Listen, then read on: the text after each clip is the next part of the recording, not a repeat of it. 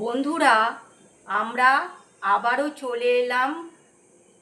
এবার পোশাক নয়, এবার গহনা তৈরি করে পরে চলে এলাম।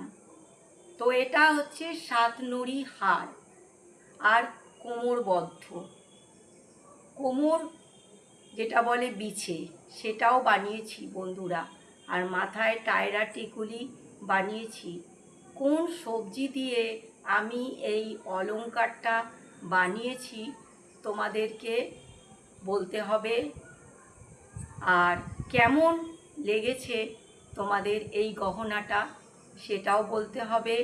এবার পুজোয় আমার এই ট্রেন্ডিং অলংকার পরে আমি ঠাকুর দেখতে যাব বন্ধুরা।